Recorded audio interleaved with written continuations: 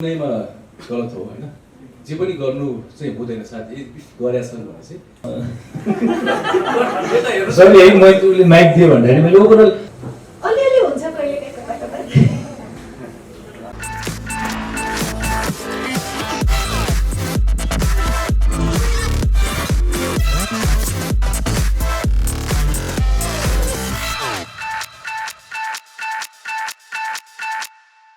Programme सकेर त्यसको के मेरो तनाव यार कता भन्छ त सबले भिडियो खिचिरहेको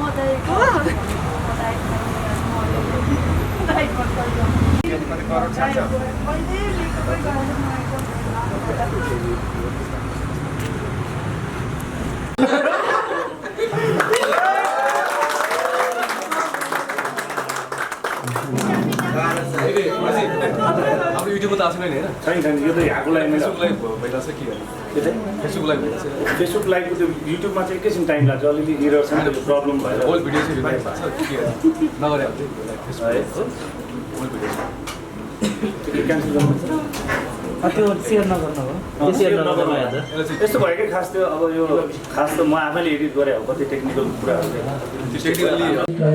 प्रश्न गरिदिनु होला र म चाहिँ कति चाहिँ रियल छ कति चाहिँ यो अलिकति रिल छ यो भिडियोमा ओके सबभन्दा पहिला नमस्कार सबैलाई आइदिनु भयो यसको लागि थ्याङ्क यू यस्तो हुन्छ एउटा स्टोरी हो एउटा चाहिँ हरिजीको यो काल्पनिक एउटा चाहिँ स्टोरी हो अनि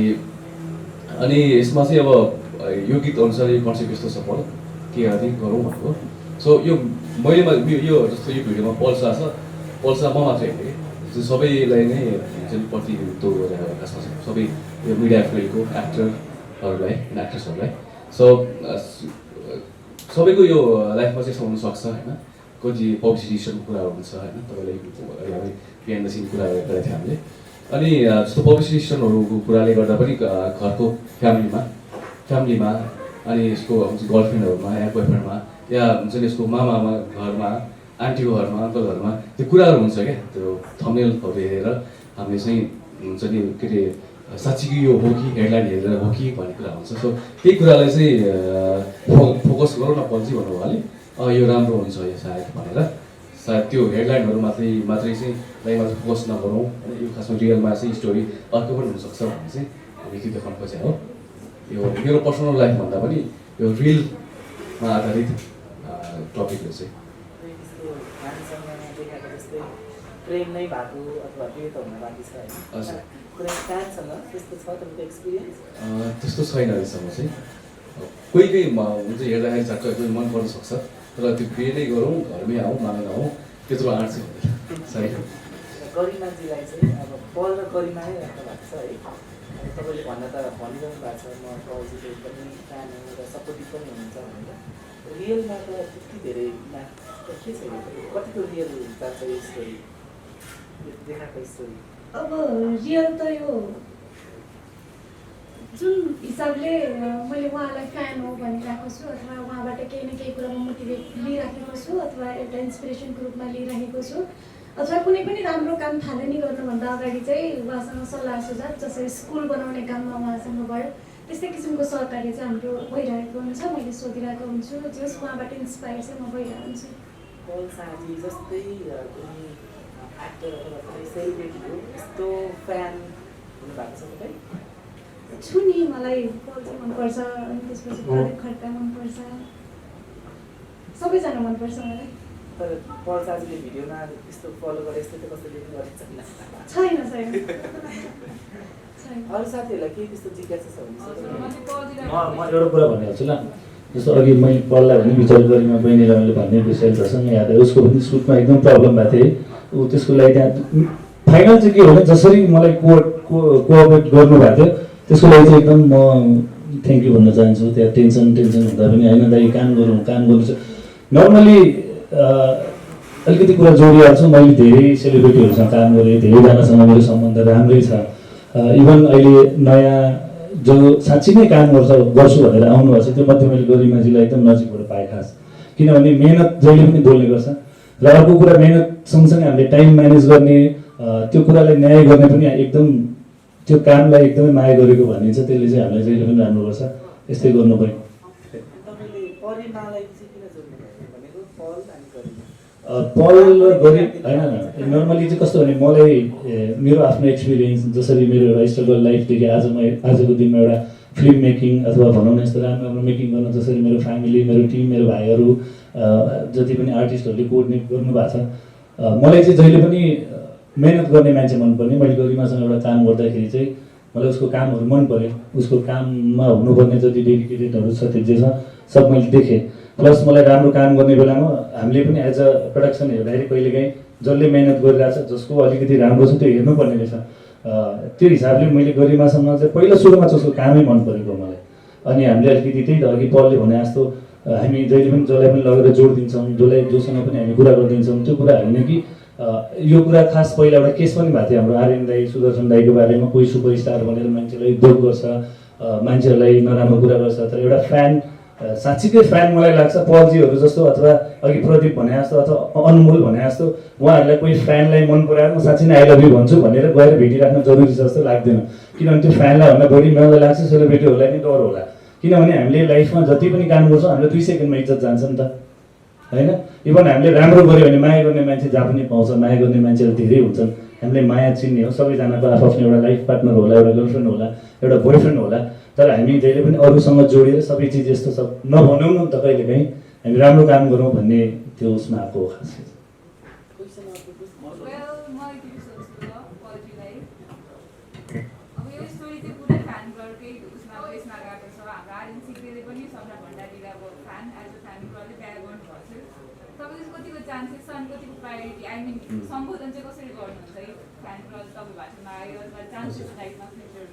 अहिले यो चान्सेसको कुरा चाहिँ त्यो चाहिँ थाहा होइन, होइन? जे पनि हुनसक्छ। तर मैले प्रायोरिटीमा चाहिँ राख्छु मेरो फ्यानहरूलाई, मेरो वेल विसर्सलाई चाहिँ म एकदमै महान ठान्छु। मैले सकभर मैले उहाँहरूलाई चाहिँ रेस्पोन्स गर्ने गर्छु। अब हेरौँ चाहिँ हजुर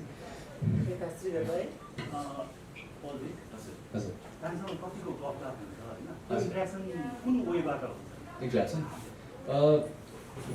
पहिलेदेखि नै मेरो चाहिँ नर्मली हाइएगो मात्रै हुन्छ। अनि उहाँहरूले अप्रिसिएट गर्नुहुन्छ, कहिलेकाहीँ गाली पनि गर्नुहुन्छ, यो राम्रो भएन है पछि, यो राम्रो भएन है, यसरी गर्नुहोस् है, यो पछि सुधार्नुहोस् यो कामहरू, होइन? हुन्छ नि त्योहरू भन्नुहुन्छ।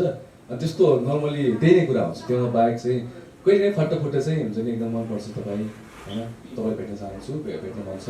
त्यो टाइप पनि हुन्छ कहिले कुरा। तर त्यतिमै हामी सीमित राख्छौँ।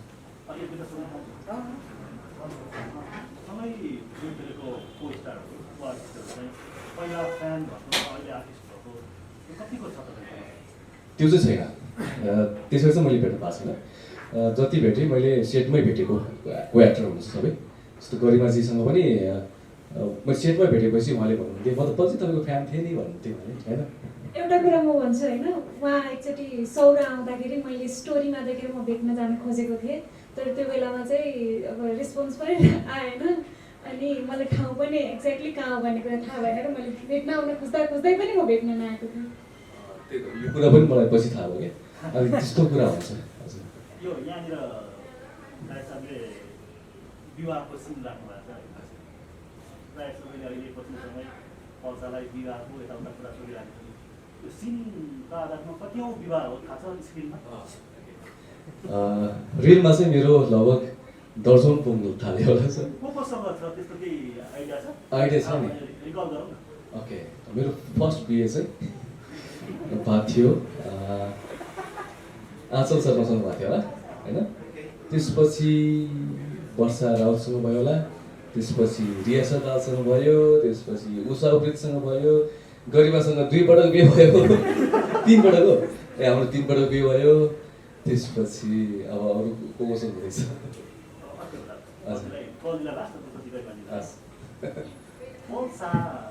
भन्दा बाहिर आम साधारण पल्सा भएर जिउन कतिको मन छ? अहिले जता जाँदाखेरि पनि पल भने हुन्छ, क्यामेरा धेरै भन्छ, होइन? एउटा फ्रेमभन्दा बाहिर जिउन चाहिँ के गर्नुपर्ने रहेछ, कतिको मन छ? होइन, मलाई म समयअनुसार चल्ने मान्छे हो, होइन? सो मलाई पहिला पनि एकदमै हुन्छ नि अब त्यो लाइफ हुन्छ नि मेरो लागि म छु पल तेरो लागि म छु भन्ने मान्छे एकजना पनि थिएन होइन त्यो बेलादेखि नै मैले चाहिँ स्टार्ट गरेको आफ्नो करियर होइन र त्यो बेला म त्यही रमाएको थिएँ भनेपछि म अहिले सबै म पछि तपाईँको लागि म छु है भन्ने र जहाँ जहाँ तपाईँ सचेत हुनुपर्ने एउटा अवस्था छ त्यसमै खुसी छु म त्यसमै रमाइरहेको छु म हजुर थ्याङ्क यू अहिले यसरी भिडियोमा राय साहबले तपाईँले एउटा टिम मार्फत तपाईँले भिडियोको कलाकार भएको भएर तपाईँले प्रपोज गर्नुभएको तपाईँले त्यो जुन सपना देख्नु भएको तपाईँको सपना देख्नेहरू तपाईँलाई कतिको फलो गरिरहेको हुन्छ अलिअलि हुनुहुन्छ अब त्यो त धेरै त हुँदैन जस अलिअलि मैले हेरेअनुसार चेक गरेअनुसार अलिअलि हुनुहुन्छ तपाईँले तपाईँको फ्यान्ससँग इन्ट्रेक्सन कसरी गर्नु गरिरहेको हुन्छु मैले इन्स्टाग्राम फेसबुक थ्रुबाट मेसेजहरू आएको मैले रेस्पोन्स गरिरहेको हुन्छु अनि त्यसपछि अब टिकटकहरूमा मेन्सन गरेको त्योहरूमा चाहिँ रेस्पोन्स गरिरहेको हुन्छु अहिले तपाईँहरूकै सपना देख्ने यसरी नै तपाईँको सपना देख्ने हुन्छ नि जसलाई मैले लाइफ पार्टनर बनाऊ भन्ने टाइपको सपना देख्नेहरूको लागि चाहिँ दुईजना कलेजले पनि के हो उहाँहरूको लागि सल्लाह सुझाव होइन अब के यो सपना पनि मर्न दिने हो कि के गर्ने हो यो लाइफ हुन पनि सक्छ अब हामीले त यस्तो हो नि त खास गरी आफ्नो लाइफ पार्टनर बनाउँदाखेरि हेर्ने कुरा के हो त भन्दाखेरि त के कतिको माया हुन्छ के कतिको सपोर्ट हुन्छ मन कुरा कतिको मिल्छ मन कतिको मिल्छ त्यो हो यदि मिल्न जान्छ कसैसँग अथवा भाग्यमा लेखेर आएको छ अथवा कोही मान्छेसँग त्यसरी जुड्छ भने अफकोर्स त्यो हुन सक्ने कुरा हो नसक्ने होइन मेरो चाहिँ विचार चाहिँ मेन कुरा अब त्यो कोही पनि मान्छेको यस्तो बिहेको कुरामा चाहिँ माया प्रेम र बिहेको कुरामा चाहिँ उसको ब्याकग्राउन्ड उसको हुन्छ नि स्ट्याटसहरू हेरेर नजिक हुनुभन्दा पनि उसको मन विचार हेरेर गर्नु पर्यो होइन सो मलाई कोही मान्छे नराम्रो मान्छे हुन्छ नि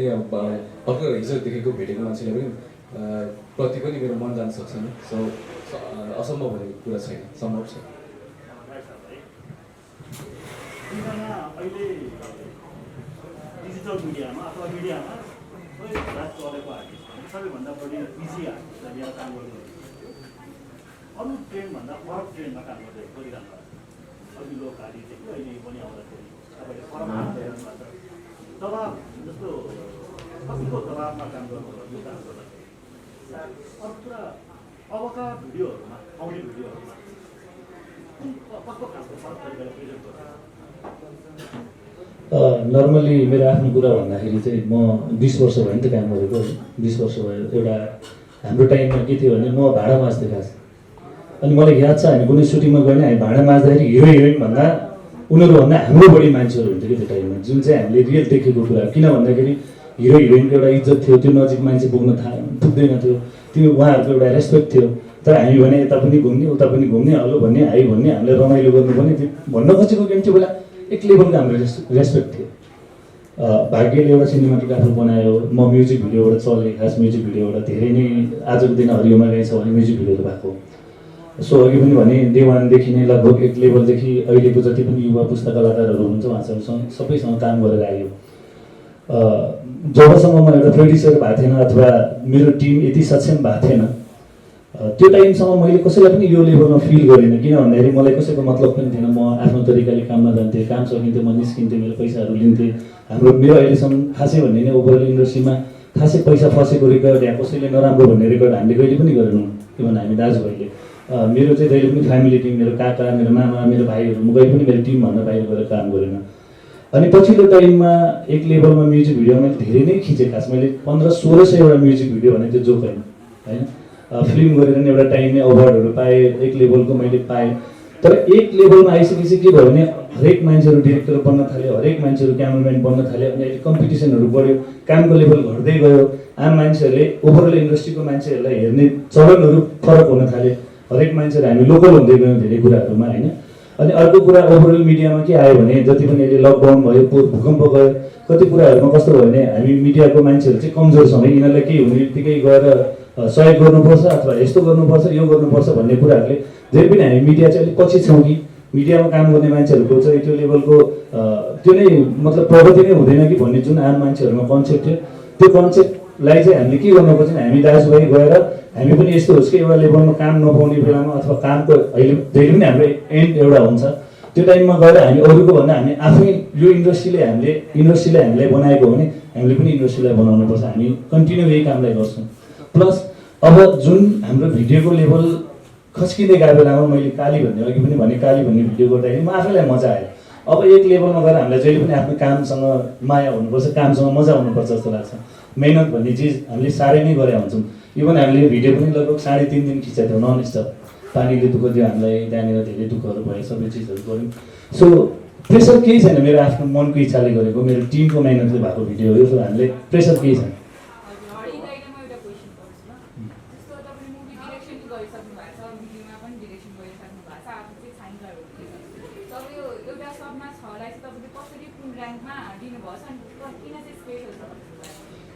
यस्तो खास म ऱ्याङ्कै गर्न सक्नेमा त अझै पनि पुगेको छैन हाम्रो काम भनेको एभ्री डे नयाँ काम जस्तो यो कामबाट मैले अहिले साँच्चै नै भन्नुपर्दा यहाँ हेर्दाखेरि मैले हजारवटा मेरो आफ्नै मिस्टेकहरू भेटाएको छु क्या होइन हामी काम गर्ने बेलामा एउटा टाइममा कस्तो हुन्छ भने कामको प्रेसर हुन्छ कसरी सकाउने भन्ने कुरा हुन्छ हाम्रो टाइमिङको कुराहरू हुन्छ त्यहाँ हामी धेरै कम्प्रोमाइज गरेर यो ओभरअल एउटा हामीले कन्टेन्ट निकाल्छौँ सो यो यसलाई काम गर्नु भन्दाखेरि पनि मैले यस्तो उस्तो केही नै सोचेको छैन कि म यो भन्दा एक स्टेप कसरी माथि जाने मैले आफूले यसलाई क्याटेगोराइज गरेँ भने मेरो काममा म यसलाई खासै भन्यो भने म 4 जति मात्र दिन्छु होला किनभने जम्मा 4 मैले भिडियोबाट जस्तो अघि फिल्म भने जस्तो फिल्मबाट धेरै कुराहरू सिकेँ अहिले म आफै एडिट गर्छु आफ्नै अफिस छ म आफ्नै कति कुराहरू सिकिरहेको छु होइन मेरो आफ्नै कतिवटा मिस्टेकहरू भइरहेछ र ओभरअल साँच्चै नै भन्नुपर्दा हामी जति प्रोफेसनल भयो भने हामीले त्यो ऱ्याङ्कै राख्ने म आज सक्सेस भयो भन्ने मोडमा त्यो ठाउँमा हामी जान धेरै नै गाह्रो छ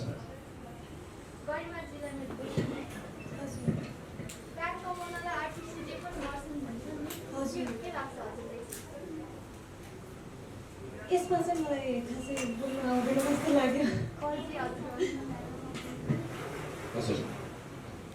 हाम्रो त्यो चाहिँ सुनाइमा गलत हो होइन जे पनि गर्नु चाहिँ हुँदैन साथी इफ गरेका छन् भने चाहिँ जे पनि गर्नु हुँदैन फ्यान कमाउनु भनेपछि फ्यान यस्तो हो कि दर्शकलाई त आफै हाम्रो काम मन पर्नु पऱ्यो नि त मेन कुरा म पल्सा गरेकोसम्म भन्दा पनि उहाँको काम मन पर्ने हुन्छ सो हामीले चाहिँ के छ भनेपछि कसरी राम्रो काम गर्ने हो त्यसमा चाहिँ हामी दिमाग लगाउँछौँ होइन त्यसमा चाहिँ हामी वर्क गर्छौँ त्योभन्दा बाहेक अरू केही गर्दैनौँ हामी चाहिँ र अरू कसरी गर्नुहुन्छ भने चाहिँ कामलाई चाहिँ प्रायोरिटी दिनुहोस् भन्न चाहन्छु हजुर छिट्टै गर्ने होला र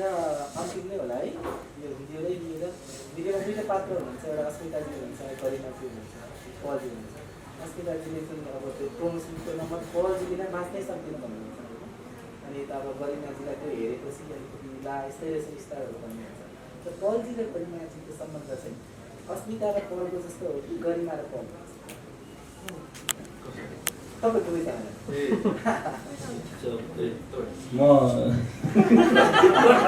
सरी है मैले माइक दिएँ भन्दाखेरि मैले ओभरअल